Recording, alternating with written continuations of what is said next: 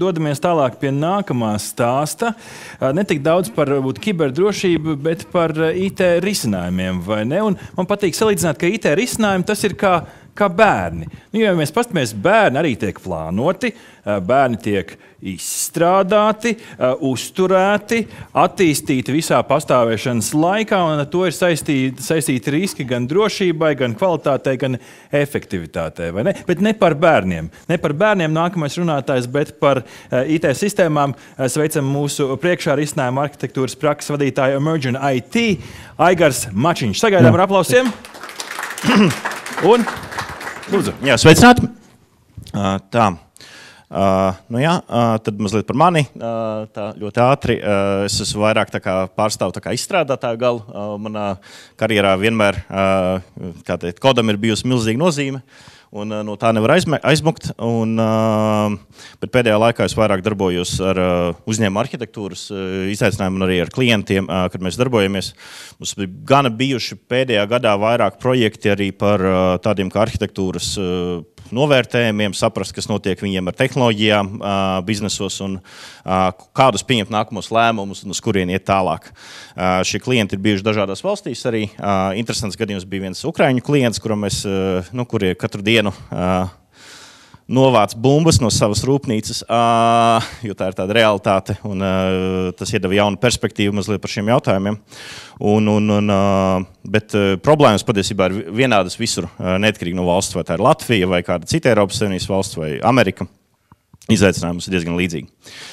Ja mēs skatītos uz IT risinājumu kā tādiem, no pārvaldības viedokļa, varbūt pat no izstrādes viedokļa, teorētiski mēs varētu skatīties uz dzīves ciklu, ko droši vien visi mēs esam redzējuši jau vairāk nekā vajag. Bet tā praksē, mazliet turpinot iepriekšējo tematu par to, kāds notiek reālajā dzīvē, mums viens ir skaidrs tas, ka mums ir jābalansē tas, kas mums ir, kāda mums ir naudiņa pieejama, kādu naudiņu mēs spējam pārliecināt saviem kolēģiem vai uzņēmuma īpašniekiem mums iedot, lai darītu savu darbu.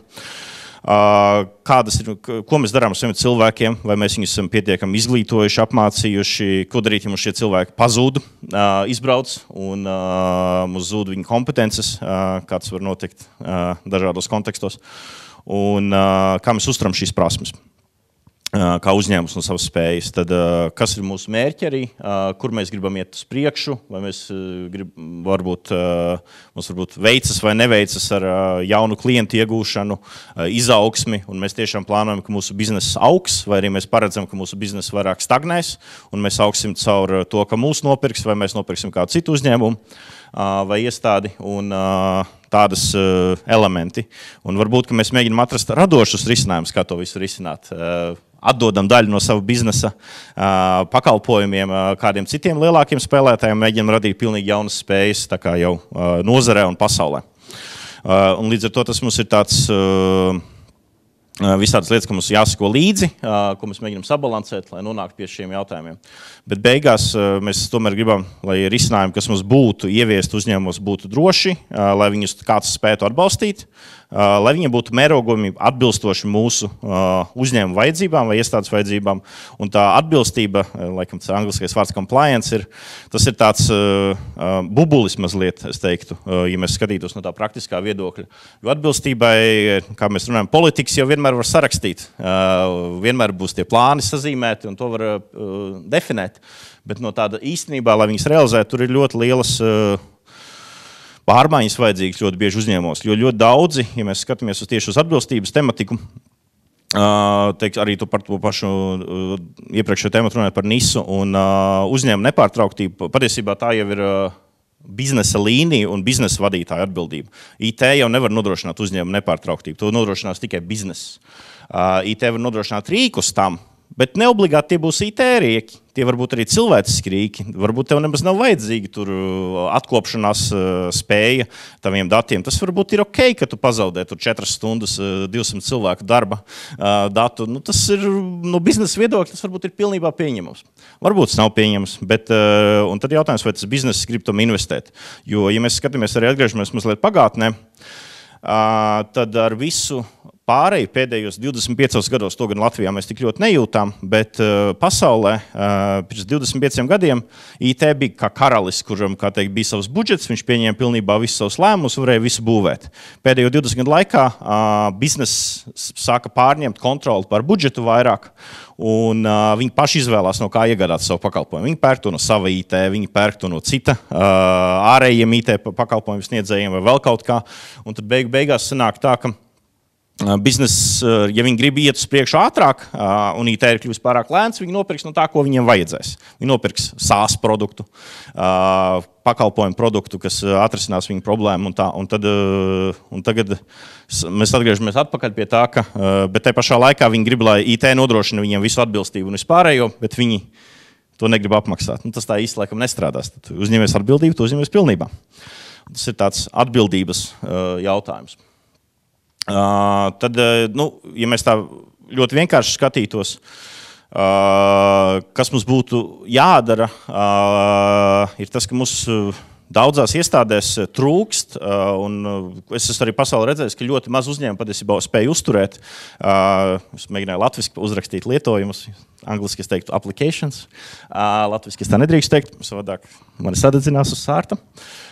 Tad lietojumu portfeli mums vajadzētu pārvaldīt, mums vajadzētu viņu uzturēt, mums vajadzētu zināt, kas ir tie tehnoloģiskie risinājumi, kas mums viņus realizē, mums vajadzētu zināt, kuros biznesa vienībās varbūt mēs tur visi lietojam uzņēmumā vienu klientu pārvaldības sistēmu, bet varbūt mums ir kādi īpašāki kolēģi ar specifiskākām vajadzībām, un viņi lieto cita veida klientu pārvaldības risinājumus.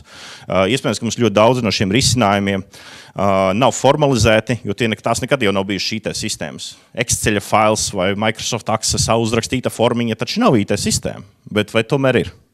Un daudz biznesus tā arī darbojās. Mēs pat relatīvi nesen vienam lielam vācu uzņēmumam taisījām risinājumu arī izmantojot Microsoft Accessu, jo tas bija vieglākais veids, kā uztaisīt IT risinājumu un ieviest dzīvē tur mēneša laikā, jo viņiem vienkārši vieglāk to ir pārvaldīt.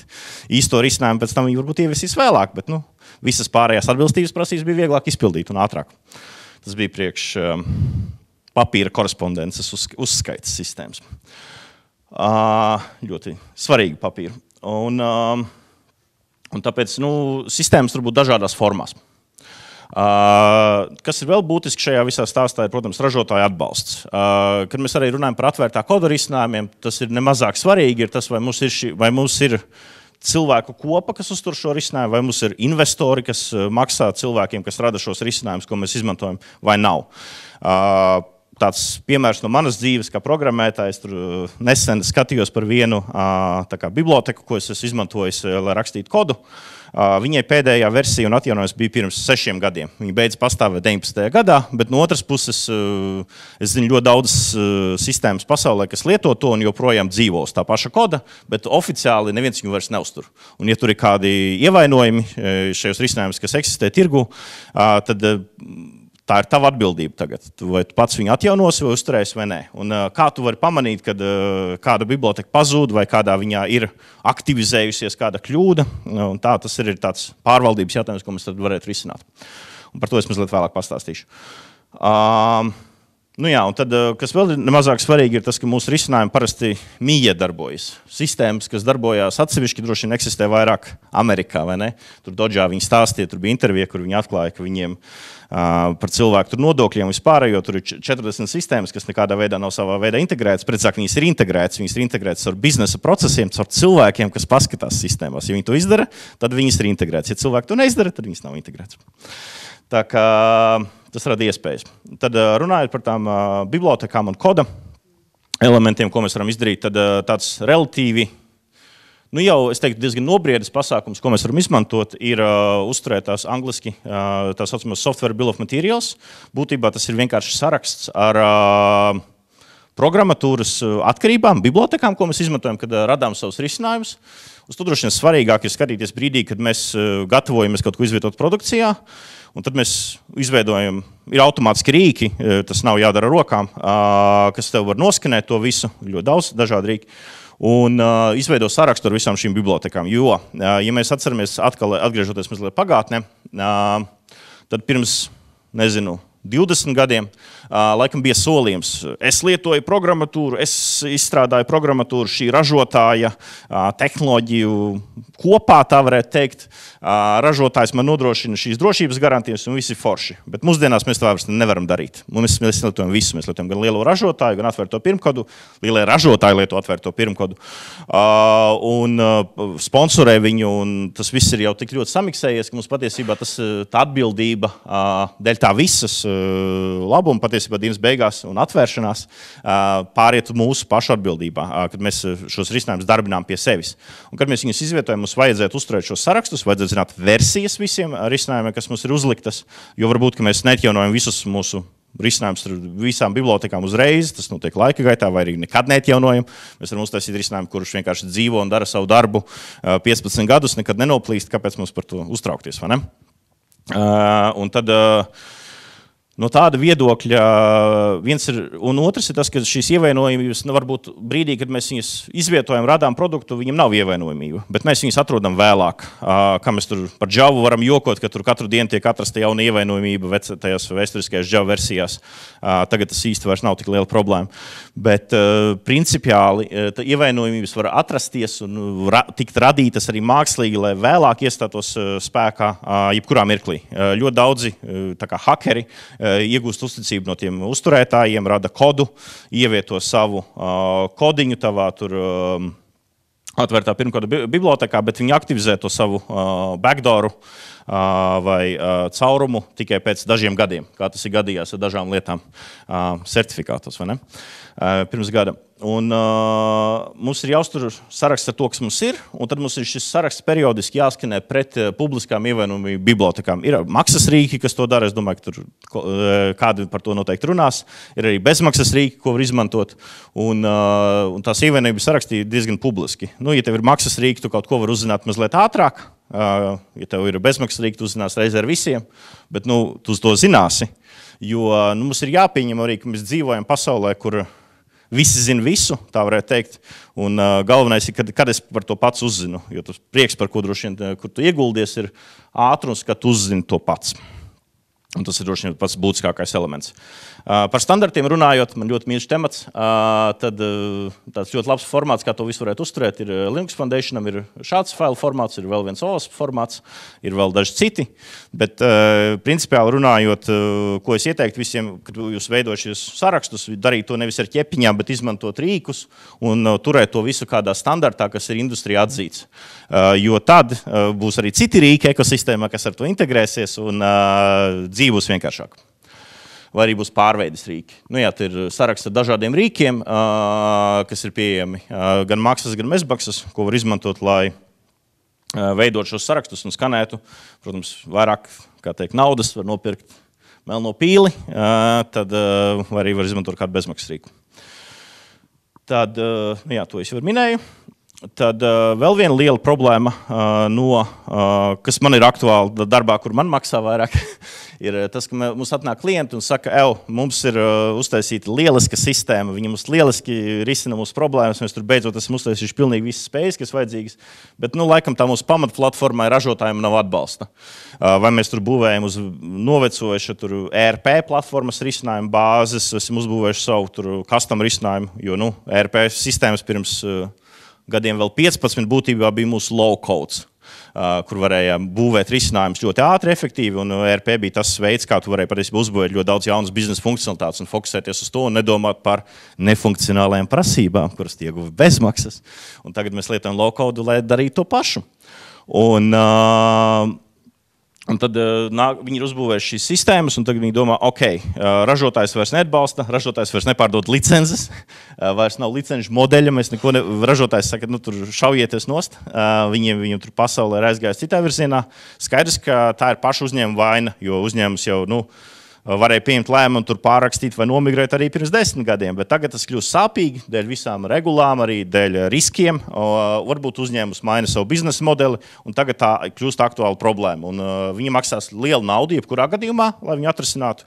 Ir arī dažādas pieejas, ko var izmantot, bet Kas ir mums jādara, droši vien, kā cilvēkiem, kas palīdz uzņēmumiem, viens ir veicināt to izglītošanos par to, ka šis parāds ir, viņš krāsies, un vienā mirklī viņš tev salauzīs muguru. Un tad vai tu viņu mēģini risināt uzreiz, un jaunus risinājumus jau būvēt tādā veidā, lai varētu izdomāt, ko var nodalīt, pārcelt un sadalīt, un tā modularitāte un tas spēja nodalīt lietas un pārdalīt, viņa ir ļoti būtiska. Un spēja izolēt lietas arī. Jo daudz ko jau mēs lielā mērā, tas, ar ko mēs tikām līdz šim galā, droši vien visi lāpījās ar to, ka šīs sistēmas tika izolētas, bet mēs mūsdienās, lai būtu konkurētspējīgi, mums joprojām vajag nodrošināt to, ka mēs spējam integrēt šīs sistēmas. Un ir kaut kādas sistēmas, kuras varbūt ir 45 gadus vecas, kā man bija klientiem ir gadījies.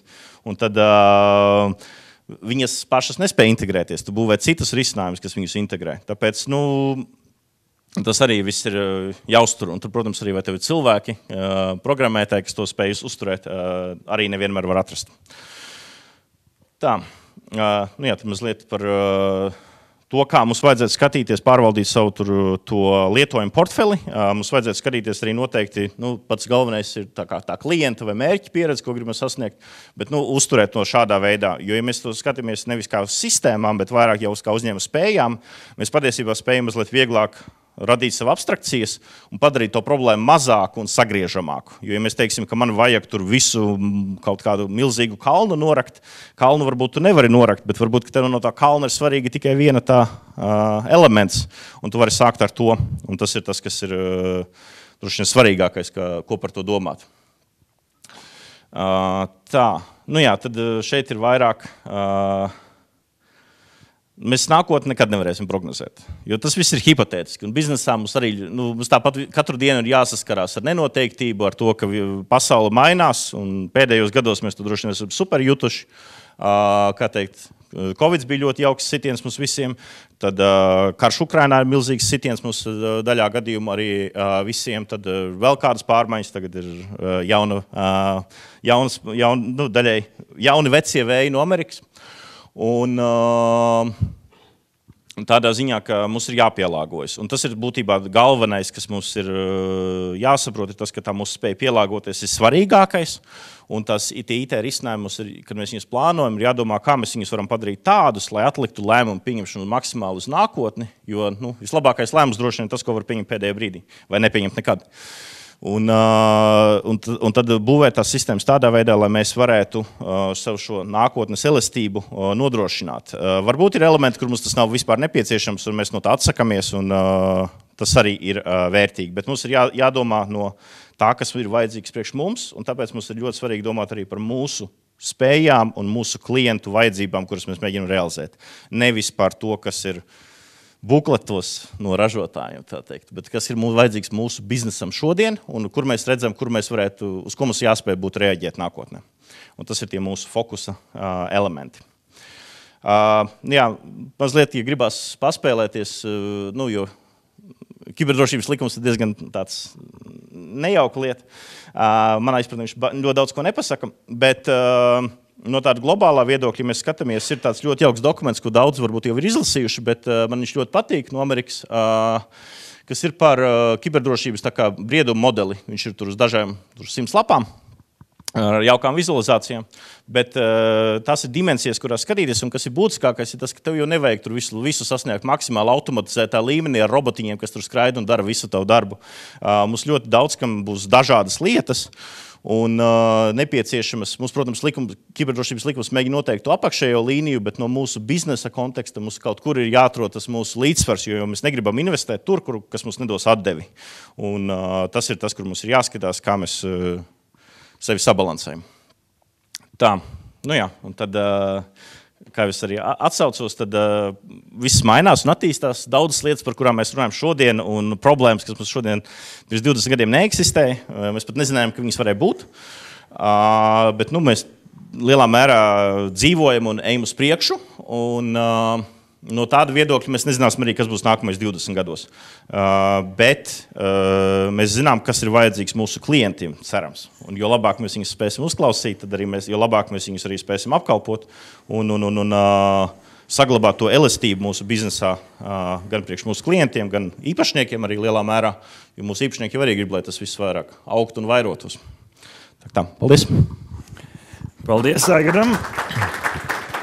Jā, pavisam vērtīgs ieskats. Priecājamies, ka profesionāļi, kas ikdienā ar to visu strādā, nāk un dalās ar savu pieredzi. Es vienā no slaidiem redzēju LLMs un automatizētie risinājumi. Šeit, ka tu pārliec nedaudz tam pāri, cik ļoti šāda veida risinājumi nāk talkā, lai pārvaldītu, iespējams, pat tādas 45 gadu vecas sistēmas un izķert kaut kādus trūkumus, jo tā vien šķiet, ka tā vienkāršā salāgošana, tur trūkums, man tāda sistēma ir, tad man tas trūkums tur ir it kā jau tāds algoritms, vai ne? Cik ļoti tas ienāk ikdienā?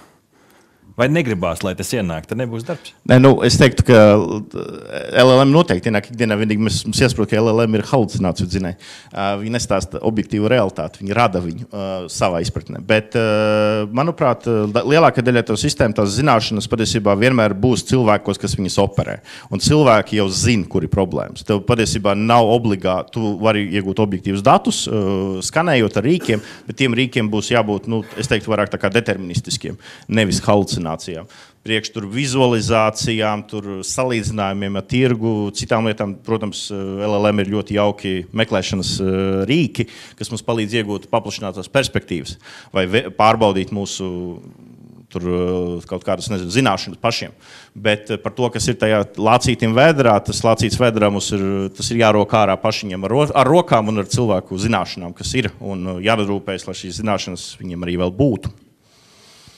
Taisnība. Aigars Mačiņš, cilvēks ar zināšanām, noteikti uzdodiet vairāk jautājumus, ja ir vēl kas precizējums.